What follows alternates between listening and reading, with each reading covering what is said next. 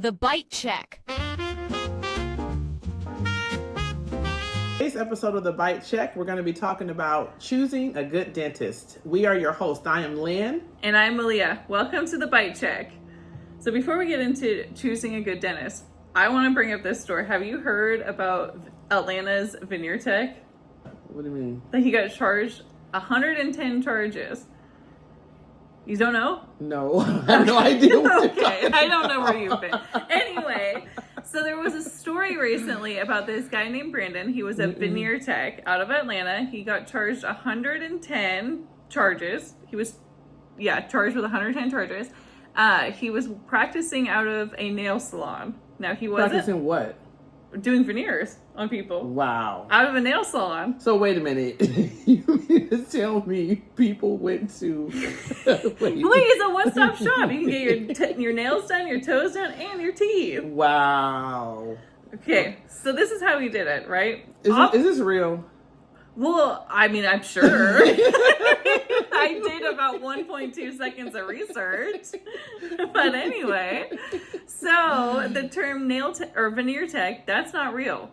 So that's like a new thing that I think that's happened in the last couple of years is like people will turn like whitening and like veneer work into like, a side business. Like It's like, your nails, now you can do your teeth. Kind of like in Florida where they were having those... when the people were getting those body makeovers. And they had those people like putting cement in people's bodies. Yeah, exactly. It's like the 2026 version of a BBL. Wow, that's insane. But I don't know. I think that would be kind of crazy if I went to the nail shop. And I mean, okay, when I go to the nail shop, I get my eyebrows done, I get my nails done, I get my toes done. If they were like, oh, you want to get a veneer? You want to get your teeth done? I'm going to be like, wait a minute. Oh, wait a second.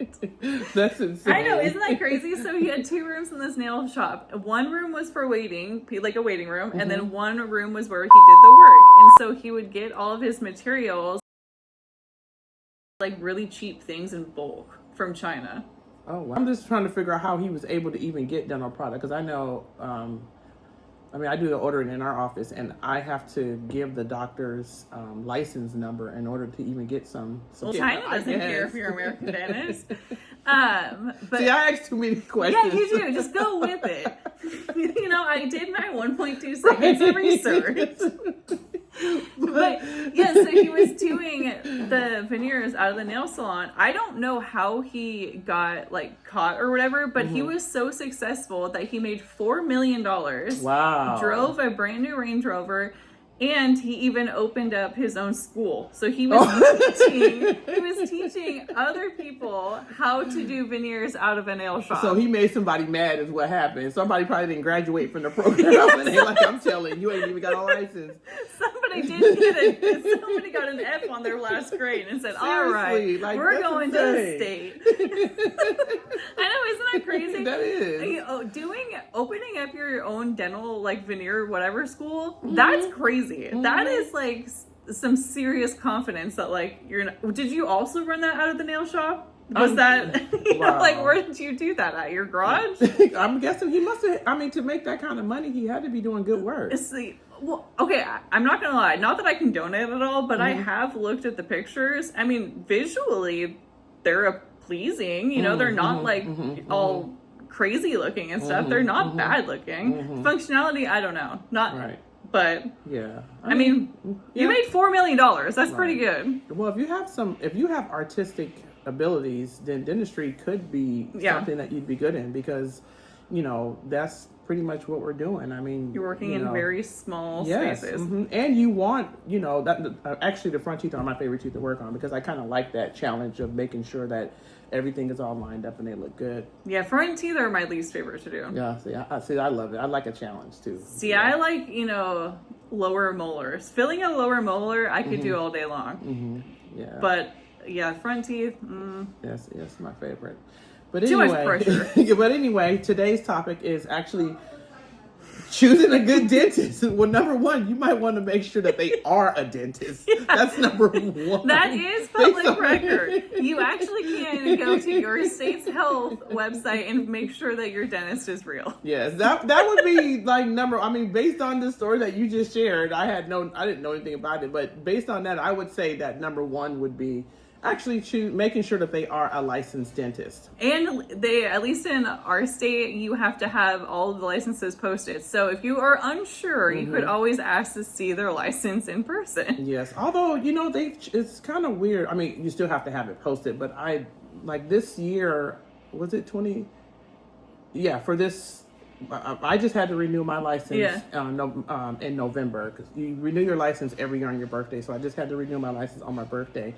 And this was the first year that they said that they're not sending. No, I know. They're not sending out the license. You get it in an email. Yeah, and you have to print it. And I don't even have a printer. I'm going to say I don't have a printer either. You wouldn't be able to figure out how to print it, period. Exactly, because I would have asked. As a matter of fact, I need to ask you if you can print my license for me. There's no way you would know how to use a printer. You know what? That's a good point. So I would go to the site, because if you go into the office and it's not current, it doesn't mean that it's not current. Okay, it could mean that they're like what me and they're not very computer savvy, so they don't know how to print their license.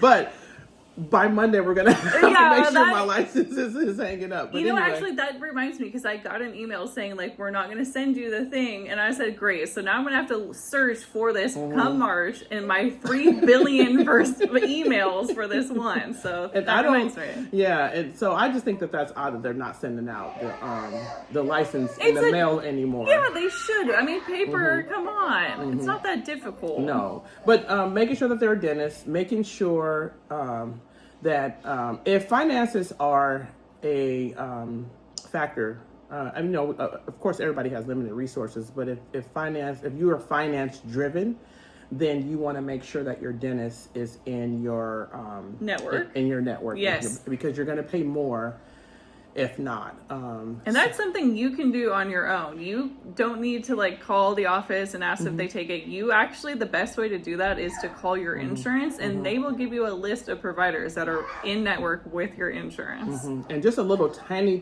side note with the network and you calling your insurance company. Remember, dental offices do not have any, they have no say-so on what your benefits are. That's something you have to talk to your employer about, because a lot of times people they kind of actually get upset with us because they don't have a covered benefit. But actually, no, we have nothing to do with that, you know. And most dental offices will bill your insurance as a courtesy. It's not a requirement. It is a courtesy. And some places don't even do that. Right, yeah. And I think it's a necessary courtesy. However, it is a courtesy. So I would say make sure that they are a licensed dentist and not practicing in a nail shop. Bare minimum. That if you're finance driven, that they are in your network. And then the next one, I would say make sure that you agree with their philosophies on treatment. Yeah, standard of care. If you are not wanting to have x-rays every year and your dentist requires it, you guys are not going to be a good fit. You know, if you, whatever, I don't know, they have to align. Right. And I actually, the whole x-ray thing, we can have a whole episode. Yeah, that's not, X-rays. We can't get into that today. Because, it's too much. But because she mentioned that, I would say that if you have a dentist that would allow you not to have x-rays, that to me, we did a whole episode. Go back and watch our episode on red flags. Yes. We should have added that as a red flag. We really should have, actually. Because that is not standard of care. For a dentist cannot do,